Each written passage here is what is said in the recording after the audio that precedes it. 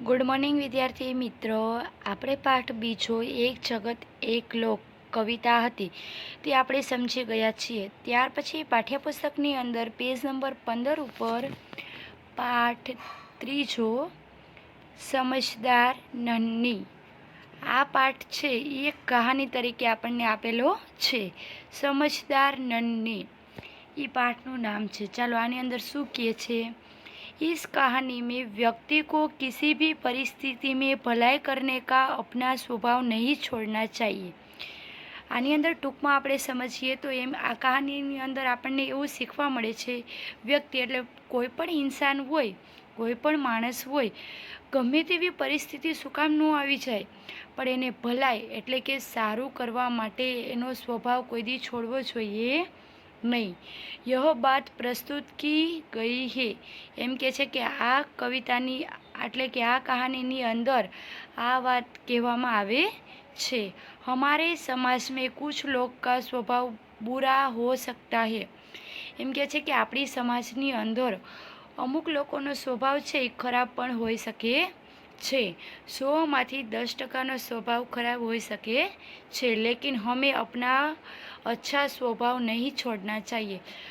બીજા શું કરે છે તે આપણે નથી જોવાનો, બીજાનો સ્વભાવ કેવો છે તે નહીં, પણ આપણે આપણો સ્વભાવ છે ને એ આપણે કોઈ દી ખરાબ કરવો જોઈએ નહીં।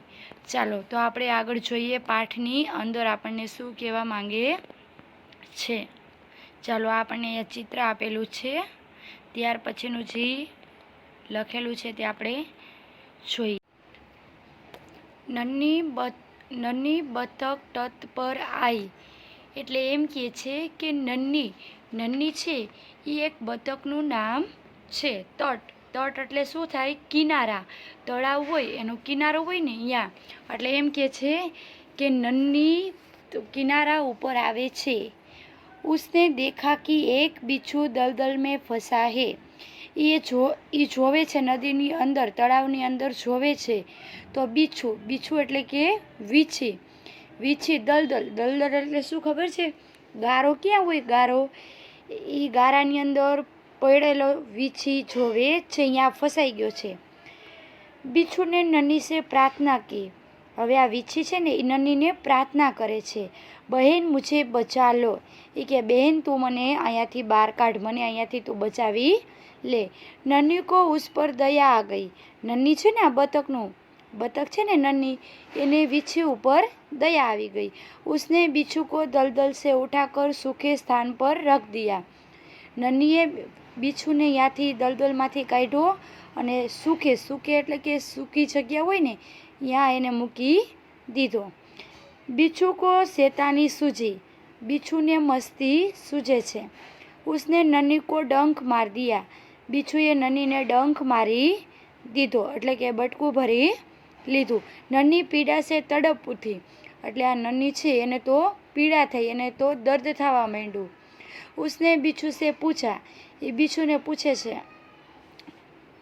क्या भाई तुमने मुझे डंक क्यों मारा, કે તે મને કા ડંખ માર્યો, કે ભાઈ કે બીછું લાપરવાહી સે બોલા, એટલે બીછું લાપરવાહી એટલે કાંઈ આમ સરખી રીતે બોલતો નથી, જેમ તેમ બોલે છે। ક્યાં કરું, ડંખ મારના મેરા સ્વભાવ હે, એ કે શું કરું, કે ડંખ મારવો એ મારો સ્વભાવ છે। એ કે નન્ની બોલી तुम यह गंदी आदत छोड़ दो, नहीं तो कोई मुसीबत में तुम्हारी रक्षा नहीं करेगा। એટલે આ નન્ની કહે છે બીછુને, એ કે આ એ કે તારી આદત છે ને, એ કે ખરાબ આદત, એ કે કાઢી નાખ, ન કરી કે તારી મુસીબતમાં કોઈ મદદ કરશે નહીં। बिच्छू उसकी बात अनसुनी कर आगे बढ़ गया। बिच्छू એની વાત કાંઈ માનતો નથી અને આગળ વયો જાય છે। નન્ની अपनी माँ के पास नदी में चली गई, પછી નન્ની છે એ પોતાના મમ્મી પાસે વહી જાય છે નદીમાં। माँ ने पूछा नन्नी बेटी तुम कहाँ रह गई थी, એની મમ્મી પૂછે છે કે नन्नी बेटा કે તું ક્યાં રહી ગઈ थी।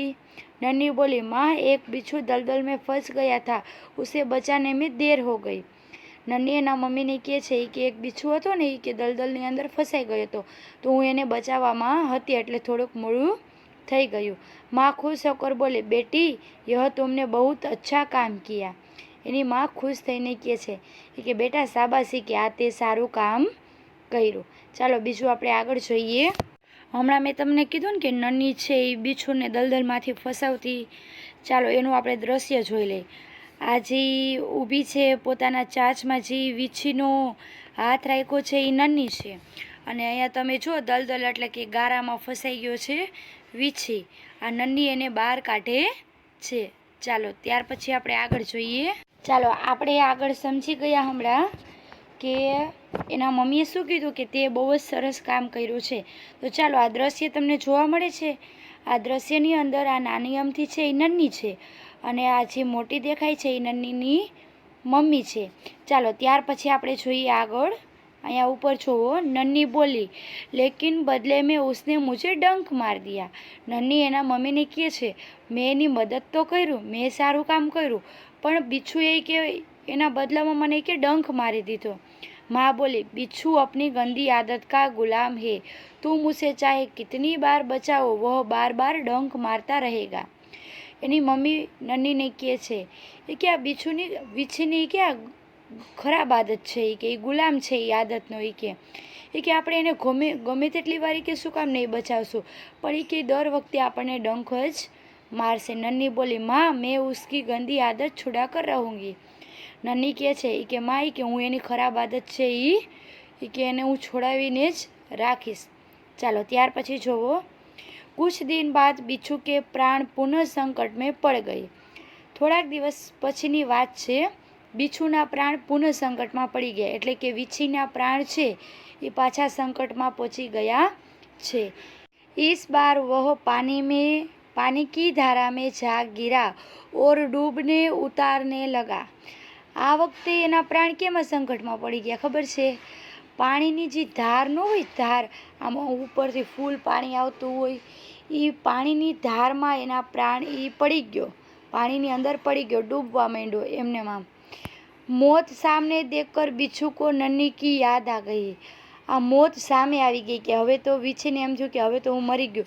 પણ આના પહેલી વાર પણ થયું હતું ખબર છે ને, એ દલદલમાં ફસી ગયો હતો ત્યારે એને કોને બચાવી હતી?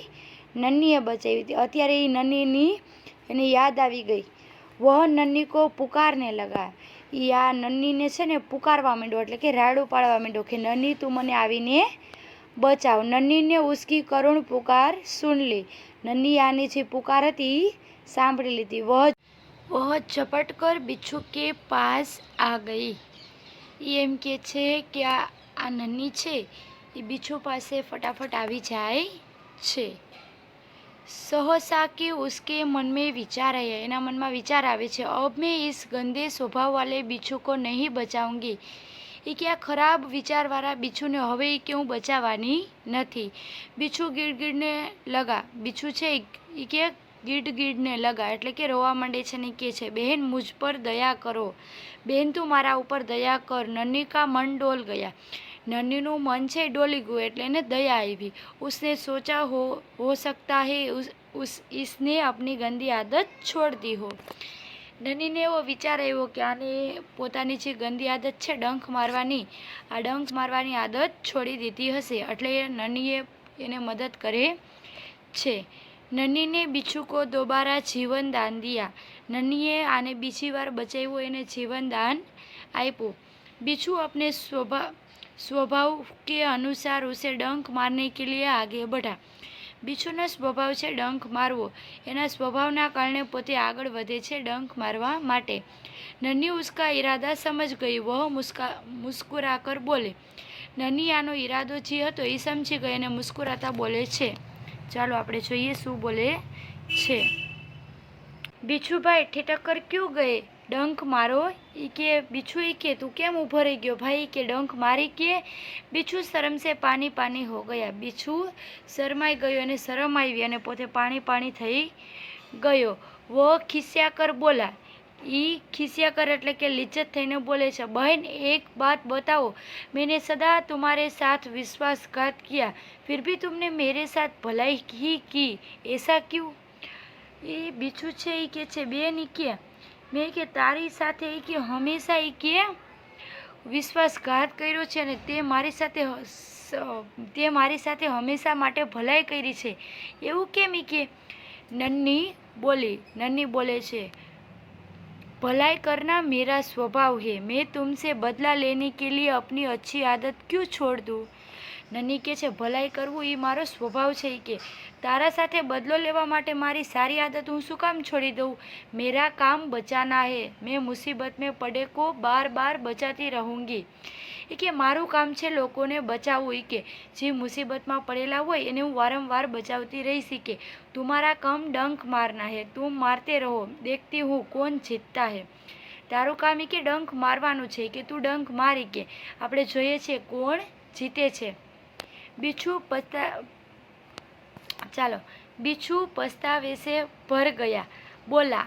આમ બીછુને પસ્તાવો થાય છે ને બોલે છે નन्ही बहन आज तुम जीत गई, मैं वचन देता हूँ कि अब मैं किसी निर्दोष जीव को डंक नहीं मारूंगा।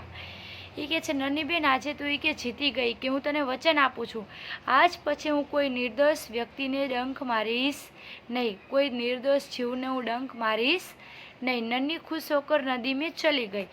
नन्ही तो खुश થઈ અને નદીમાં વહી જાય છે। माँ ने आज फिर पूछा बेटी कहाँ देर कर दी। माँ પૂછે છે કેમ બેટા મોડું થઈ ગયું આજે। नन्ही ने पूरी घटना बता दी। नन्हीએ પોતાની પૂરી વાત એને કહી દીધી। माँ प्यार से बोली, એની મમ્મી प्यारથી કહે છે प्यारी समझदार नन्ही, भले लोग अपने बार बार की भलाई से इसी तरह बुरे लोगों की भला बनने की राह दिखाते हैं।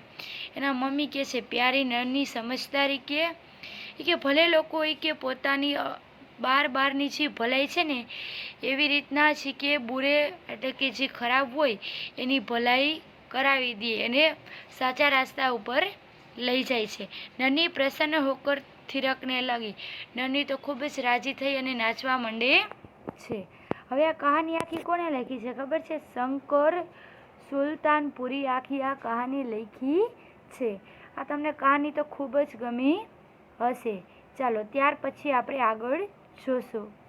આજનું હોમવર્ક અભ્યાસની અંદર પ્રશ્ન પહેલો તે તમારે એકવાર લખવાનું છે, કોણ બોલે છે ને કોને કહે છે, એકવાર લખી અને પાકું કરવાનું છે। થેન્ક